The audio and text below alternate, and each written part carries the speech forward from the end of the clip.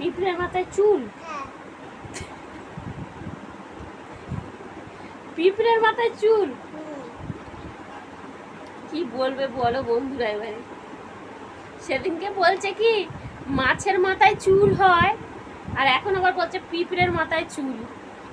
পিঁপড়ের মাথায় চুল হয়, তোর ওই গাডারগুলো দিয়ে পিঁপড়ের মাথাটা বেঁধে দিবি।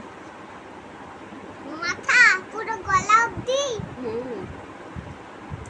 পিঁপড়ের মাথায় চুল হয়, না আমি জানি চিরুনি দিয়ে ক্লিপ দিয়ে পিঁপড়ের মাথার চুলগুলো বেঁধে দিয়ে আসবি। কই পিঁপড়ে তো দেখতে পাচ্ছি না।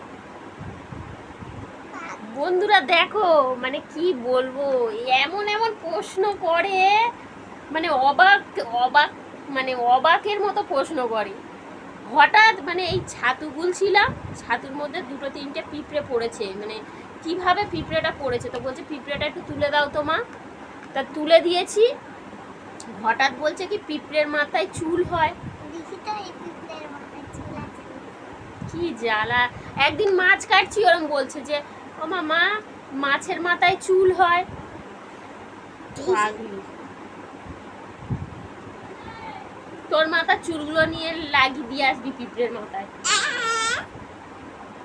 তো বন্ধুরা তোমরা দেখতেই পেলে আমার মেয়ের সঙ্গে আমি যে কথাগুলো বলছিলাম, আসল কথা আমি ব্লগ বানাবো বলে ক্যামেরাটা অন করেছিলাম, তখনই আমার মেয়ে আর কি মানে ওই কথাটা বলেছিল, তাই জন্য করে ওটাও আমার ক্যামেরার মধ্যে কথাগুলো চলে এসছে। তো যাই হোক বন্ধুরা, সকাল সকাল কিন্তু আমার সমস্ত কাজ হয়ে গেছিলো, আর মেয়ের স্কুল ছুটি ছিল, সমস্ত কাজ করে পুজো টুজোও আমার হয়ে গেছিলো। তো আমি রেডি হচ্ছিলাম বাজারে যাব বলে। তো সব কাজ সেরে নিয়ে তারপরে অনেকটাই বেলা হয়ে গিয়েছিল বাজারে যাব বলে। তো দেখো বাইরে জামা কাপড় মেলাও হয়ে গেছে, কাচাকুচি হয়ে গেছে। তো চলো এবারে বাজারে যাওয়া যাক। দেখো বন্ধুরা, দেখতেই পারলে তো সমস্ত কাজ হয়ে গেছে। এখন এই দিক দিয়ে যাবো, এখন যাচ্ছি বাজারে। আর কতটা রোদ বলো, প্রচণ্ড রোদ পড়েছে। ছাতাটা গেছে আমার ভেঙে একটা হ্যান্ডেল। আর সত্যি কথা বলতে আমার ভাঙা হ্যান্ডেল নিয়ে না বাজারে যেতে, কোথাও রাস্তা টাস্তা বেরোতে ভালো লাগে না। তো 200 টাকা নিয়ে এখন বাজারে যাচ্ছি, কিন্তু বাজে 10:30। কিন্তু এই 200 টাকার কি বাজার করব দেখি। তো চলো বন্ধুরা, আর বাজারে যাচ্ছি এখন। আর সঙ্গে আছে আমার মেয়ে, আজকে স্কুল ছুটি, পরীক্ষা হচ্ছে তার কারণে ছুটি। বাড়িতে সব কাজ টাজ সেরে পুজো টুজো করে এখন এই রোদের মধ্যে বাজারে যাচ্ছি। অনেকটা বেলা হয়ে গেছে, বাজারে কিছু পাবো কি তাও জানি না। তো চলো দেখা যাক। তো দেখো আজকে তোমাদেরকে একটা জিনিস দেখাচ্ছি, কতটা জঙ্গল দেখো। এই দেখো, এই দেখো চারিদিকে জঙ্গল, কত কচু বন দেখেছো। আর এই দেখো এখানে মন্দিরটা, এখানে একটা মন্দিরটা, এই দেখো কত বড় পুকুর।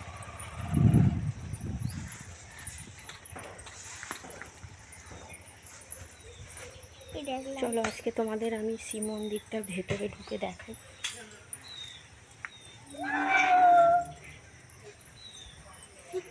এই দেখো, সবাই বাবার দর্শন করে নাও বন্ধুরা, সবাই বাবার দর্শন করে নাও।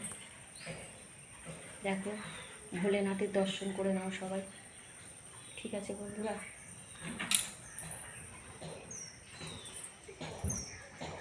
আমরা একটু ঘন্টা বাজিয়ে নিই। তুই বাজা, নমস্কার কর ঠাকুরকে। করে এসো দ্রুত ওইদিকে। হ্যাঁ আমাদের লালু, চলে এসো।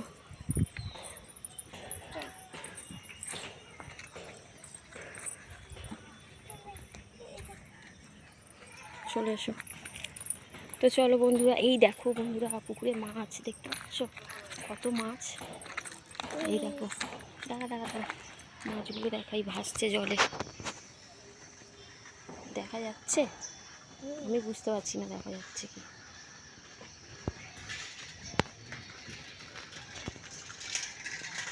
আসলে রোদে তো আমার ক্যামেরার জন্য আমি বুঝতে পারছি কত মাছ পুকুরে ভাসছে। তো দেখো আমার বাড়িতে এই দিক দিয়ে, আমাদের এদিক দিয়েও যাওয়া যায়, ওদিক দিয়েও যাওয়া যায়, সব দিক দিয়ে। এটা হলো এই মন্দিরের পুকুর, এটা স্নানের পুকুর। এখানে আমি আগে আসতাম স্নান করতে, এখন আর আসি না। অনেকটা দূরে হয়ে যায় বাড়ি থেকে, তাই জন্য। আর এই দেখো রেল লাইন, এখান থেকেও যাই, আমাদের ওপার থেকেও যাওয়া যায়।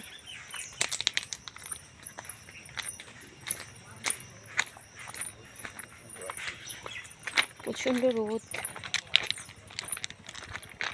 এই দেখো রেল লাইন, এদিকটাই হলো শিয়ালদার দিকে যাওয়ার, আর এর দিকে হলো ক্যানিংয়ের দিকে যাওয়ার। তারপরে বন্ধুরা মাংসর দোকানে চলে এসেছি, কারণ অনেকটাই বেলা হয়ে গেছিলো, তাই মাংসর দোকান থেকে আমি কী নিলাম সেটাই তোমাদের সঙ্গে শেয়ার করব। আর তখন ট্রেন আসছিল বলে এখানে গেটটাও পড়েছিল। আর এখানে দেখো মায়ের মন্দির, মা শ্যামা কালীর মন্দির, আর এখানে গেট দেওয়া বলে যাচ্ছি না, বাজারে এসেছি গো। তো দেখো ট্রেন আসছিল, এই দেখো ট্রেন আসছে, আমি কিন্তু ট্রেন আসছে বলে আমি লাইন করতে গেটের নিচে থেকে। আর যেহেতু ট্রেন যখনই আসে তখনই গেট পড়ে গেলে আর এরকম গাড়ি জ্যাম হয়ে যায়, গাড়ি সব আটকে থাকে। ট্রেন যাওয়ার পরেই সব মানে এত ভিড় পড়ে যায় না, তখন আর যাওয়া যায় না। তখন আমি সাইডে দাঁড়িয়েছিলাম, আমি রসুন কিনে আর সাইডে দাঁড়িয়েছিলাম। তো বন্ধুরা তারপর কিন্তু বাড়িতে চলে আসলাম। আর এই দেখো আমি কি কিনেছি, তোমরা কি এইগুলো খাও? গিলে মেটে ঠ্যাং আমি কিনেছিলাম ওই 200 টাকা দিয়ে, গিলে মেটে রসুন। আর আমার মেয়ে কিনেছিল এই খাবারটা, আর আমি টিপের পাতা নিয়েছিলাম, আর 40 টাকা আমার ছিল। আর এইটাই আমি এখন রান্না করব, সেটাই তোমাদের সঙ্গে শেয়ার করব। তো বন্ধুরা দেখো সমস্ত পরিষ্কার করে ধুয়ে কেটে নিয়েছি। আর এদিকে পেঁয়াজ, টমেটো, কাঁচা লঙ্কা, আলু, আদা রসুন পেস্ট করে নিয়েছি। আর কড়াইটাও বসিয়ে দিয়েছি। কড়াইটা তেলটা গরম হয়ে গেলে তেল দেব। আর আমি তেলের পরিমাণটা কিন্তু খুবই অল্প দেব, কারণ এতে না মানে মুরগির যে গায়ে যে চামড়াটা থাকে না, ওটা গলাতে মানে কি বলে ওটা, কি বোগলেট না কি বলে না, ওই মুরগির গলা, তো ওই চামড়াগুলো থেকে না তেল বেরোয়। তো যাই হোক, গিলে মেটে রান্না করতে গেলে অনেকে বেশি তেল খায়, তাও আমি অনেকটাই তেল দিয়েছিলাম। তেল মশলা দিলে কি বলো তো পরে ফেলা যায়, আমি খাই না তো। যাই হোক, তারপরে দেখো পেঁয়াজ আলু সব একসঙ্গে ভাজা করে নিয়ে তারপরে আমি লঙ্কার গুঁড়ো, হলুদ গুঁড়ো, জিরের গুঁড়ো, আদা রসুন, টমেটো, কাঁচা লঙ্কা সব কিছু দিয়ে তেল দিয়ে ভালো করে এটা কিন্তু আমি কষাবো, ভালো করে কষিয়ে নেব।